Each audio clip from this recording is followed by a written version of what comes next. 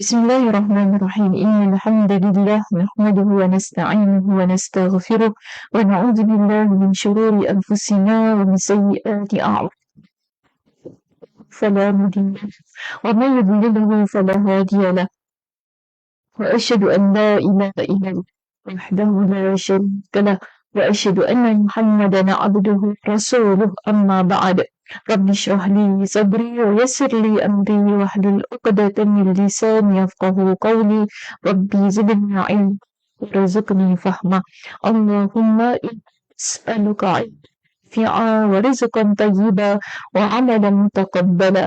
Assalamualaikum warahmatullahi wabarakatuh. Apa khabar jemaah kita di Jannah pada malam ini? Mudah-mudahan semuanya berada dalam keadaan yang sihat, sejahtera, hendaknya dan dirahmati Allah Subhanahu wa taala sentiasa.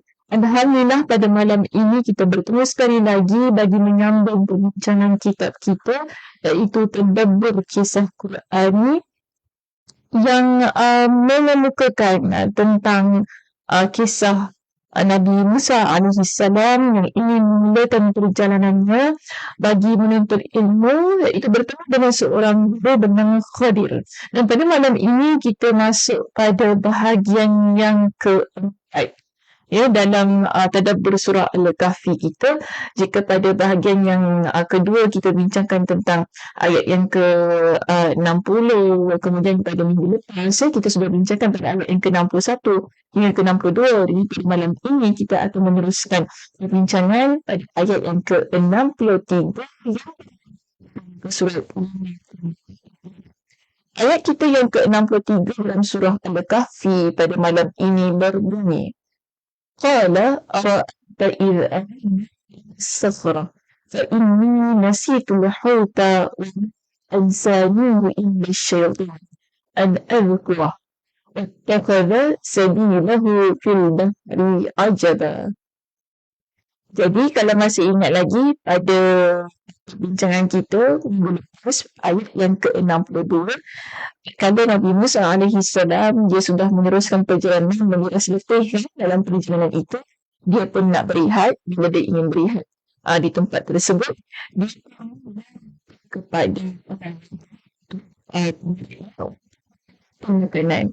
Rupa-rupanya makanan itu sudah tiada bersama dengan mereka.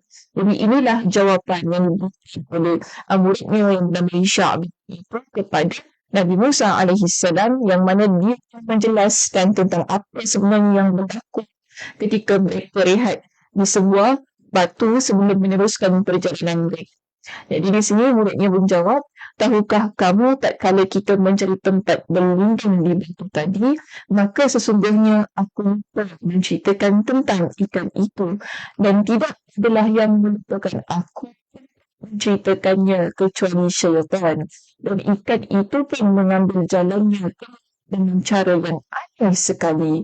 Jadi inilah yang diceritakan oleh murid itu Sya'b pada Nabi Musa alaihissalam. Apabila Nabi Musa tanya kepada dia tentang makanan kita, apa tentang makanan kita, barulah dia mengenal ikan itu sudah melepaskan dirinya masuk ke dalam laut dengan cara yang aneh. Jadi di sini ada beberapa pengajaran yang diniatkan dalam kitab kita untuk ayat yang ke-63. Pertama sekali kita lihat pada poin yang ke-13, kalau dalam kitab berbeza dengan poin yang ke-13. Cumanya penting juga untuk saya nyatakan, sebenarnya pada poin yang ke-13 ini masih lagi menceritakan tentang ayat yang ke-60. Dan saya kira di situ ada kesilapan daripada sudut penaipan, ada kesilapan daripada sudut penjelasan tentang kita yang ke-13, iaitu mengetahui tentang kondisi jiwa.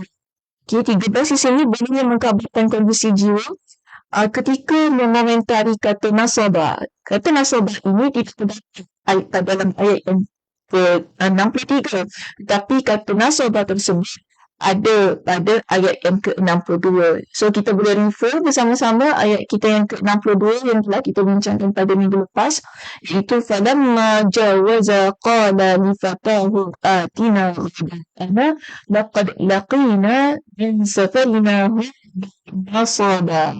Jadi perkataan nasaba itu terkandung dalam ayat yang ke-62, bukan ayat yang ke-63. Bermakna poin kita yang ke-13 ini masih lagi membincangkan tentang ayat yang ke-62. Saya kira mungkin di situ berlaku kesilapan daripada sudut penyusunan ataupun daripada sudut taipan ya. Baik, ketika mengomentari ayat ini, Al-Qurtubi dia memberikan penerangannya itu tentang perkataan nasaba yang bermaksud pelat dan susah. Jadi beliau menjelaskan bahawa yang dimaksud di sini adalah kelaparan. Okay? Dimaksud di sini adalah kelaparan. Maka di dalam ayat ini terdapat dalil bahawa seseorang boleh mengkabarkan tentang kondisi yang dialaminya. Baik kepedihan maupun rasa sakit. Dalam ayat yang ke-62 itu, Nabi Musa AS dia memberitahukan tentang dirinya yang sudah dalam keadaan letih. Maka dia nak di situ dan meminta supaya dikeluarkan makanan untuk disantap, untuk dia makan. Dan di sini menjadikan dalil kita sebagaimana yang disebutkan oleh Imam Al-Qurtubi dalam kitab tafsirnya. Dia kata bahawa ini kendali bahawa seorang itu dia boleh memberitahu tentang keadaan diri dia. Dan itu dia rasa pelat ataupun kita rasa sakit, kita rasa tak kita rasa stres mungkin kan kita boleh menggunakan rasa yang ada pada diri kita, tidak menjadi kesalahan. Yang mana dia kata situasi memerlukan rasa itu tadi, tentang kita mengkabarkan rasa penat kita, rasa tak larat, rasa sakit, rasa pedih, rasa tersandung. Pada perkara ini bila kita luahkan, Imam Al-Qurtubi menyatakan bahawa hal ini tidak sama sekali merosak rasa redha dan pasrah kita terhadap qada Allah. Jadi bukanlah kerana kita memenuhkan rasa penat, rasa sedih, rasa mungkin kita rasa malas, bila kita sedih begitu, kita bermakna kita ingin menolak Allah ataupun menghilangkan rasa ketakwaan kita kepada Allah, bukan begitu. Tapi hal ini bagi saya merupakan satu perkara yang normal yang ada pada semua manusia untuk kita beritahu kepada orang lain ataupun kita sendiri menunjukkan rasa tentang apa yang ada ataupun terbuku dalam hati kita. So ini juga termasuk berkaitan dengan rasa penat, rasa sakit, rasa tak sanggup, rasa tak semua itu dikabarkan. Dan dalam hal ini, tentang perkara ini juga disepakati oleh Ibn Al-Jawzi dan Syekh Al-Sa'di dalam kitab tafsir mereka. Dalam kitab kita di sini menjelaskan bahawa Imam Ibn Al-Jawzi rahimahullah juga mengomentari pernyataan Nabi Musa dalam ayat yang ke-62 di atas. Betulkan ya, dalam kitab kita letak ayat 63. Tapi sebenarnya ini adalah ayat yang ke-62. Ayat 62 di atas dengan berkata, ini menunjukkan bila mengucapkan perkataan seperti ini, itu keletihan, kepenatan, ketika seseorang mendapatkan gangguan dan keletihan. Dan ini bukan bentuk syakwa. Syakwa itu mengadu kepada manusia. Ataupun kita ni macam sukalah mengadu sikit-sikit, nak orang kata lembik sikit kan, sikit-sikit nak mengadu, tidak ada pengharapan kepada. Ini semua adalah perkara yang normal oleh manusia biasa. Sebab Nabi Musa sendiri di dalam ayat ini menunjukkan kepada kita dia beritahu tentang keadaan dirinya yang sudah itu. Jadi di sini sama juga dengan komentar yang dikemukakan oleh Syekh Al-Sa'di dalam kitabnya. Dia kata Syekh Al-Sa'di menjelaskan bahawa surah Al-Kahfi ayat 62 menunjukkan bahawanya seseorang mengkabarkan kondisi jiwa yang dialaminya, baik berupa penatan, rasa lapar, rasa haus kan. Kadang-kadang kita ni memanglah kita diam je saja, kebetulan kita lapar dan kita makan, kita beritahu kita hausnya kan. Saya daripada tak salah nanti kita ucapkan mengeluarkan kondisi apa yang kita rasa dalam diri kita. Jika hal itu diucapkan dalam bentuk kemarahan dan dia jujur. Jadi ada juga syarat disebut oleh Syekh Sa'di. Dia kata, kerana rasa-rasa ini kita ucapkan bukanlah kerana kita ini rasa marah.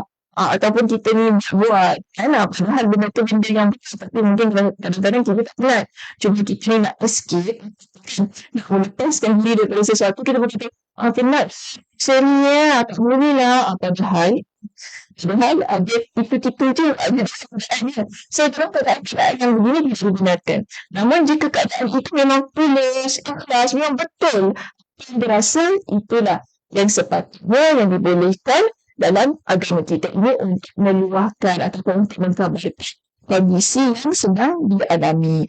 Okey, jadi sebagaimana yang diperkatakan oleh Nabi Musa, sesungguhnya kita telah merasa letih kerana perjalanan kita ini. Okey. Dan ini juga sebagaimana yang Nabi SAW ada beritahu kepada kita tentang keadaan dan dalam keadaan letih. Ada sebuah hadis yang sangat cantik saya kongsikan pada malam ini, tentang orang yang rasa letih, rasa sakit, rasa sedih, rasa penat. Nabi sallallahu alaihi wasallam dalam sebuah hadis yang Nabi sallallahu alaihi wasallam bersabda, Nabi kata apa?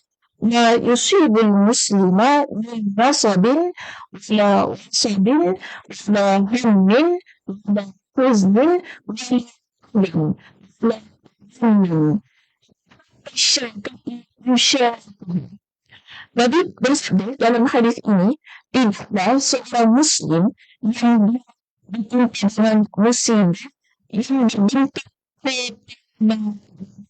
dalam hadis Nabi menggunakan ungkapan kata sama sebagaimana yang Allah Subhanahu wa taala sebutkan dalam surah Al-Kahfi pada ayat yang ke-62 itu, penggunaan lafaz yang apa tadi? Nasabah. So dalam hadis Nabi juga menggunakan perkataan itu. Nabi kata apa? Tidaklah seorang Muslim yang mana dia ditimpa dengan musibahnya begitu untuk keletihan, dia rasa penat. Kemudian sabun iaitu dia rasa sakit. Hammin, huznin, yang mana dia rasa keresahan, kesedihan. Macam itulah ya, artinya kita agaknya. Kemudian rasa terganggu dan sebagainya. Semua ini sehingga kata hatta syauka, sehingga duri yang menusuk dirinya. Jadi inna kafarallahu biya munafatayahu, tidak melainkan menghapuskan banyak sebahagian daripada dosa-dosanya. Jadi ini bukan satu ganjaran yang Allah Subhanahu wa taala berikan kepada seorang Muslim, yang mana dia dan dia juga berselepih dan hidup yang dilalui dalam kehidupan dia.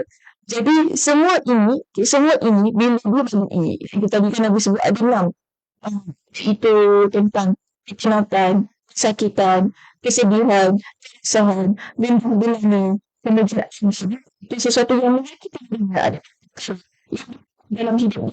Kemudian lalui semua itu dengan rasa sabar, dengan rasa tabah. Sehinggalah Nabi kata duri yang menusuknya, maknanya perkara kecil, namun ia menyakitkan. Jadi dalam hal ini, bila orang tersebut dia sabar, dia reda, namun tak salah kita mengucapkan dia tadi. Contoh tadi sebagaimana yang kita pelajari dalam ayat yang ke-62 tersebut, itu Nabi Musa mengkabarkan kondisi jiwanya.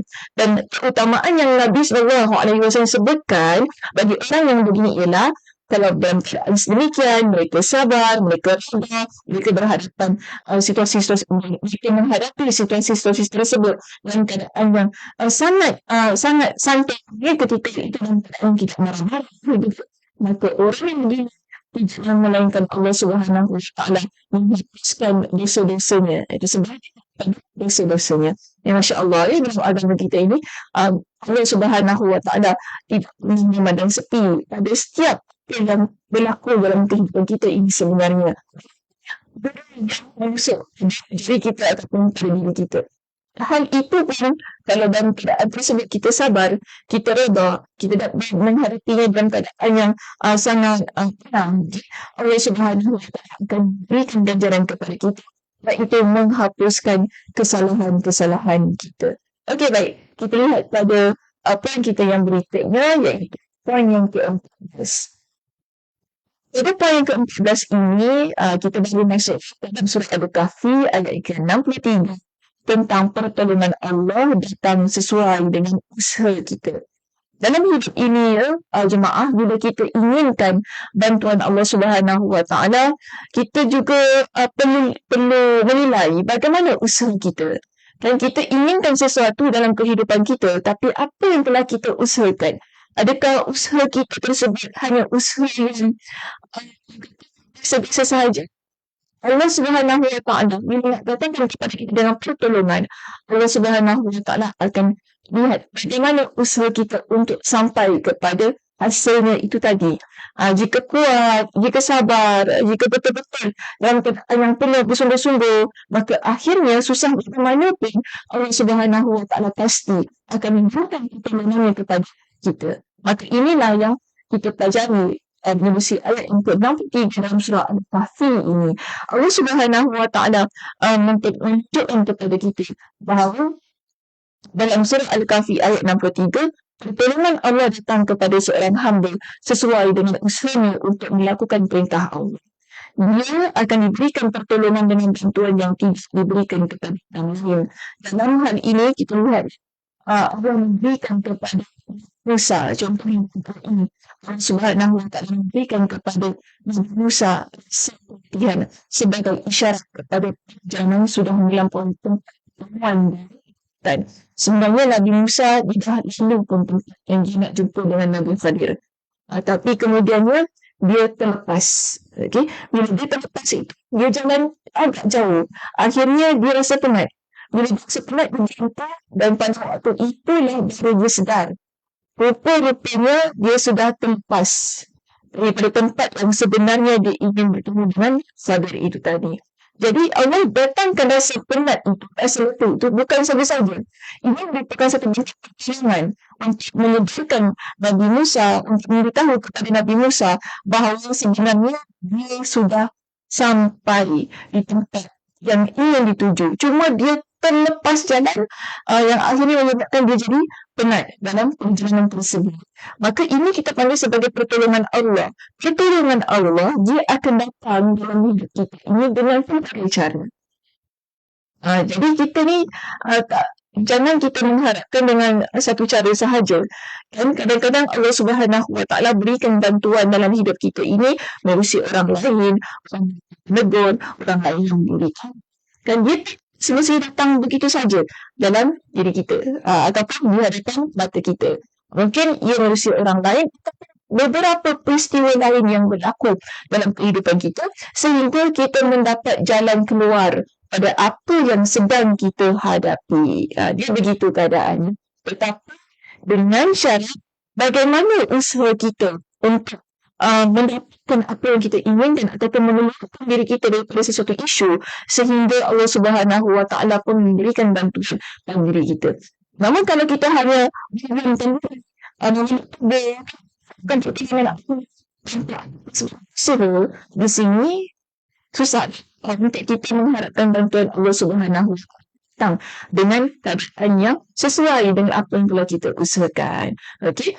So ini juga sesuai dengan hadis yang Imam Ahmad dengan sanad yang hasan oleh Nabi sallallahu alaihi wasallam ingatkan kita nasra sabri. Sesungguhnya pertolongan itu datang bersama dengan kesabaran.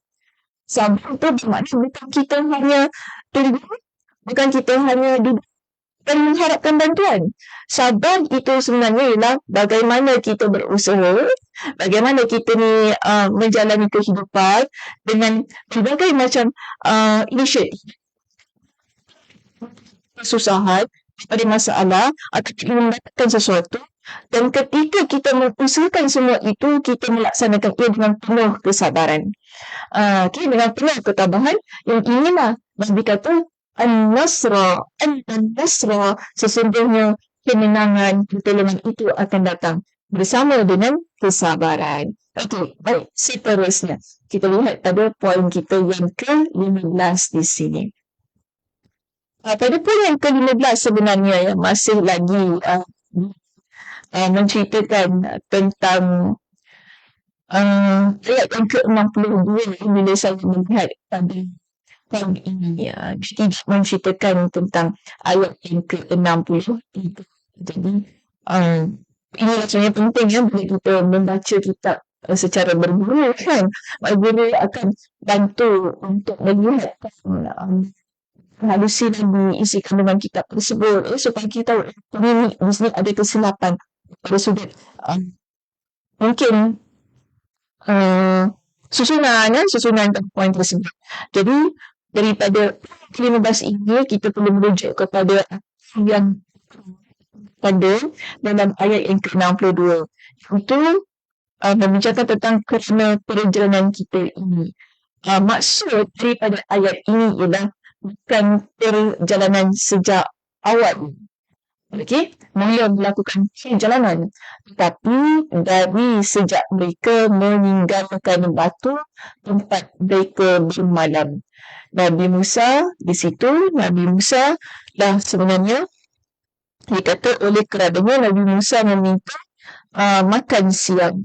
Di kalangan ahlul ilm pakar dalam agama ini mengatakan bahawa situasi dalam ayat yang ke-62 tersebut menunjukkan tentang tanda kebesaran Allah. Keduanya sudah menempuh perjalanan yang agak jauh dan tidak awalnya itu mereka berjalan pada keadaan yang sangat jauh, tapi mereka tak rasa penat pun. Tetapi bila sampai pada satu tempat yang dah terlajak tu kan, barulah kepenatan dirasai.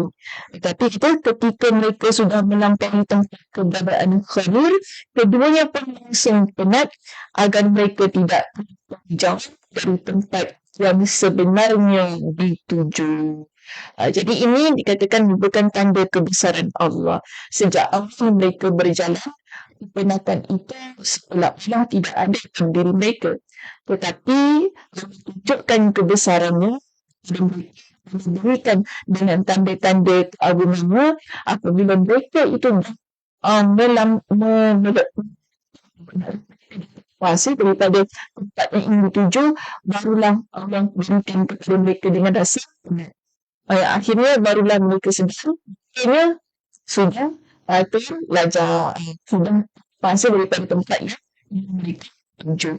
Baik, itu yang ke-15. Kita lihat pada poin kita yang ke-16 di sini. Baik, poin yang ke-16 ini kita kembali pada ayat yang ke-43.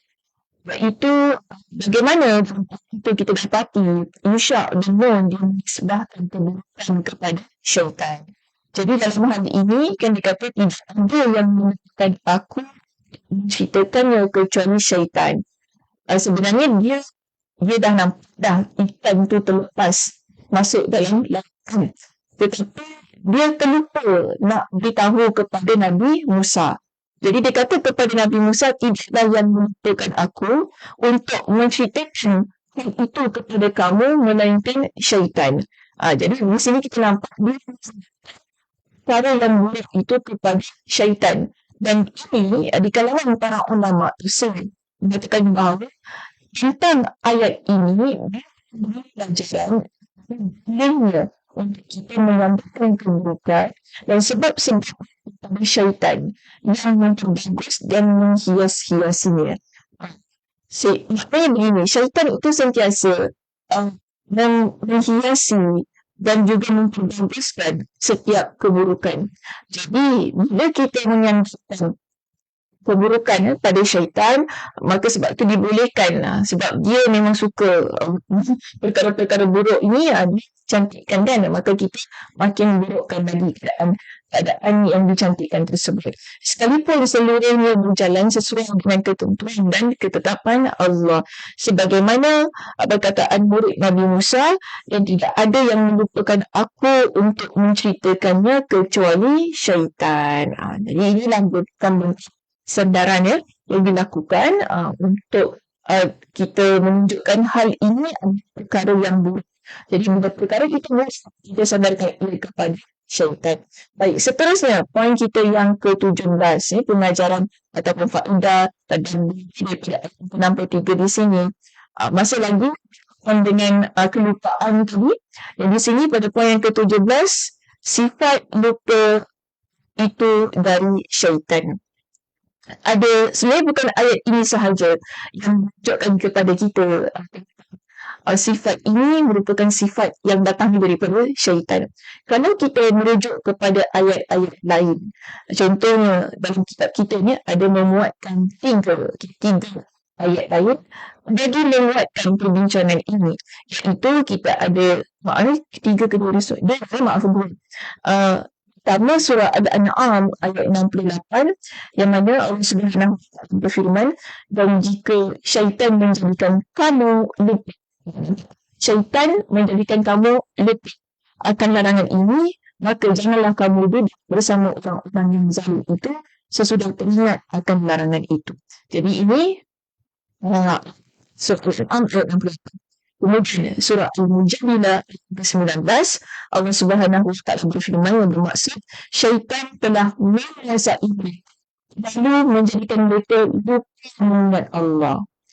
Bermakna ada ayat-ayat yang lain selain surah Al-Kahfi ayat yang ke-63 menunjukkan bahawa sifat lupa itu dari syaitan.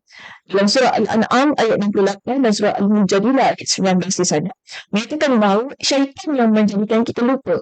Syaitan yang membuat manusia ini lupa pada Allah Subhanahu wa taala.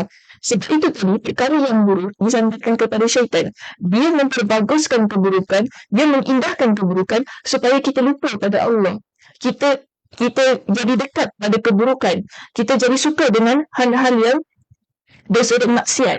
Maka sebab tu di sini Allah Subhanahu wa taala mengingatkan kepada kita kelupaan ataupun sifat lupa ini adalah sesuatu yang datang daripada syaitan. Okey, sebab tu kita ni perlu banyak ucapkan a'udzubillahi minasyaitonirrajim. Sentiasa ucapkan isti'adzah untuk perkara-perkara yang buruk. Ada terdetik nak dekat pada perkara buruk, a'udzubillahi minasyaitonirrajim. Ada rasa nak buat perkara yang jahat, a'udzubillahi minasyaitonirrajim. Ada rasa nak Subhanahu wa taala syaitanirrajim. Kita ucapkan banyak kali isti'adzah ini supaya daripada hal-hal yang mungkin ditimbulkan oleh syaitan itu sehingga kita melakukan Subhanahu wa taala. Okey, Syekh Ibn Ashur rahimahullah di dalam kitab kita ini menjelaskan bahawa rupanya Yusha disandarkan kepada syaitan. Maaf saya silap daripada sudut tarikat di situ. Memang dikarenakan itu bukan berasal dari kehendaknya. Jadi dalam kes Yusha itu tadi kan, dia sandarkan kelupaannya kepada syaitan sebab itu bukan apa yang diinginkan. Asalnya dia memang ingin untuk ingat pada tempat itu, pada ikan, pada makanan mereka, sebab ini bukan amanah yang diperintahkan atau diberikan Nabi Musa kepada dia. Namun di sini, walaupun hal yang dilupakan adalah perkara ajaib, ikan yang sudah mati tapi hidup dan kembali di lautan. Walaupun perkara itu, kita ni biasanya kalau perkara-perkara yang aneh, yang pelik, kita akan ingat dan kita akan excited untuk cerita kepada orang ramai. Bila-bila lagi dia nonton di sini syak itu tadi, dia nampak ikan itu terjun nasib dan asalnya ikan itu memang mati, tapi kemudian tiba-tiba dia bergerak dan dia masuk online. Kita akan dapat, kita akan rasa macam itu kan. Kemudian kita akan rasa satu situasi yang sangat ajaib, sangat pelik, dan kita tak sabar-sabar nak ceritakan kepada orang lain tentang peristiwa itu. Tetapi dalam kes ini kita dapati perasaan tak sabar itu akhirnya menjadikan dia lupa, dan itu bukan kehendak dia. Sebab itulah di sini kita kata syaitan yang menjadikan dia lupa. Padahal ceritanya sangat basic tetapi seluar biasa apa yang berlaku menjadikan dia orang apa yang berlaku di hadapan mata dia. Okey.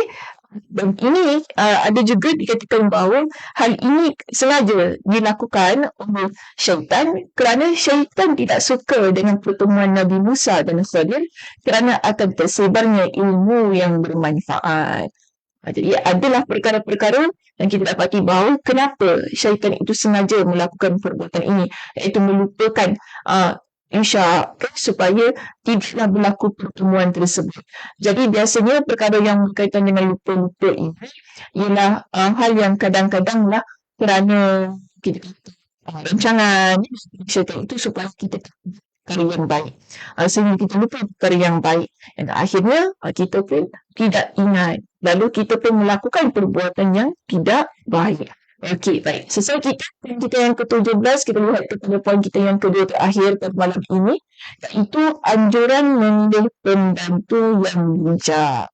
Saya kira perkara ini dah banyak kali juga saya sebutkan di sesi kita yang lepas berkaitan dengan Yushak bin Nun tu tadi.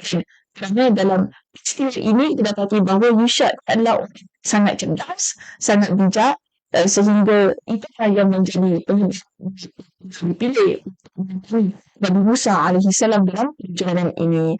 Jadi apa yang kita lihat daripada seluruh kisah itu kan saya dapat ayat yang ke-60 dan 63 ini menunjukkan kepada kita bahawa yang ingin kita bawa bersama dengan kita mestilah orang yang bijak, yang cerdas, yang perlu disuruh-suruh. Begitu keadaannya. Okey, dia tahu apa yang kita inginkan dan dia adalah fikir mungkin lebih bijak daripada kita. Sehingga bilanglah kita nak kata bagi orang inginkan ataupun untuk disebutkan begitu. Jadi inilah tujuannya untuk menyempurnakan urusan yang diinginkan tuannya dengan baik. Jadi bila kita memilih pembantu yang bijak, yang cerdas, cerdas maksudnya sihat, kita tak perlukan kepada suruhan, maknanya dia automatik, terus dia akan bertindak, dia akan buat tanpa kita perlu suruh. Jadi ini untuk menyempurnakan urusan kita, memudahkan urusan kita agar kita mungkinlah disusahkan dengan kehadiran dia. Okey? Seterusnya, akhir yang ke-19 di sini. Ketua tidak membiarkan pengikut. Walaupun begitu kita kata kita inginkan seorang pembantu yang bijak, yang cerdas, yang perlu disuruh-suruh. Tetapi kita perlu ingat juga sebagai seorang ketua kita boleh membiarkan pengikut kita ataupun orang yang berada di bawah kita. Buatlah apa yang kau nak buat. Kita mesti pantau supaya jika berlaku perkara-perkara yang salah, jika berlaku perkara-perkara yang kita rasa tak sepatutnya dilakukan oleh pengikut itu, kita perlu tegur dan kita perlu perbetulkan. Maka sebab itu di sini seorang pemimpin yang diikuti tidak boleh membiarkan pengikutnya melakukan segala hal. Subhanallah. Okey, silap saya silap melupakan melakukan segala hal. Sebab apa? Kenapa kita boleh membiarkan pengikut kita ataupun pembantu kita kita mungkinlah sebagai seorang ibu, anak-anak kita yang berada dengan kita buat semua perkara sebab kadang-kadang mereka juga lupa. Kita terlepas daripada lupa orang yang berada di bawah kita juga begitu. Jadi kita tak boleh membiarkan. Dan bila dia terlupa, kita pun tak boleh nak salahkan dia secara sepenuhnya. Kemungkinan kita juga salah dalam situasi itu. Sebab kita tak ingatkan dia. Kita ni tak mengawasi dia, tidak memantau pekerjaan dia. Itu yang kadang-kadang dia buat perkara yang salah, dia buat perkara yang sepatutnya. Dan kita tak boleh tiba-tiba nak marah. Dalam keadaan yang kita tak lagi brief dia. Contohnya begitu kan. Kita tak jelaskan kepada dia ataupun kita tidak mengingatkan kepada dia. So, dalam keadaan yang begini, sebagai seorang ketua ataupun sebagai seorang majikan, kita memiliki tanggungjawab sentiasa memantau apa yang dibuat oleh pembantu atau yang berada di bawah. Ia berlaku kepada semuanya. Tak semestinya kita ni mesti jadi bos atau kita kena jadi leader. Ia berlaku kepada seorang suami, seorang ibu, kan, ataupun anak yang sulung, ataupun kita sebagai ketua di mana-mana, ketua kelas, kan, kita perlu menjalankan ini, itu memantau pemimpin kita. Jadi di sini kita nampak Yusha meminta maaf kerana lupa dengan kisah ikannya itu tadi. Dia dalam sini bila Nabi Musa tanya, mana ikan tu dia makan dia lapar, dia pun dari teringat dan dia rasa salah, dia minta maaf dengan Nabi Musa dan dia ceritakan apa sebenarnya yang berlaku. Jadi inilah merupakan perkara yang perlu kita ambil perhatian ni dalam kehidupan kita.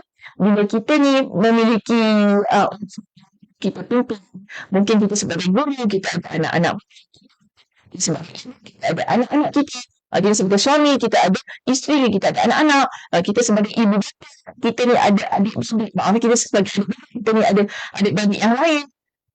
Sebagai seorang teman, kita teman yang lain. Maknanya situasi yang ke-19 ini, apa yang ke-19 ini berlaku kepada setiap diri kita. Bukan hanya pada ketua semata-mata. Okay? So kita perlu mengambil pengajaran dan boleh daripada ini, setiap orang dia perlu menjadi memantau sekelilingnya supaya janganlah ada perkara-perkara yang tersilap, tersalah berlaku, ia dapat diatasi dengan sebaik-baiknya. Okay, itu sahaja perbincangan kita pada malam ini. Terima kasih di atas perhatiannya. Mudah-mudahan Allah Subhanahu Wa Taala memberikan kepada kita dengan kefahaman apa yang telah kita tadabbur untuk ayat yang ke-62 dan 63 pada malam ini. Mudah-mudahan Allah Subhanahu Wa Taala juga memberikan kepada kita dengan kekuatan melaksanakan, mengamalkan apa yang telah kita pelajari dan kesihatan supaya dapat terus-terusan beribadah kepada Allah Subhanahu Wa Taala dengan sebaik-baiknya.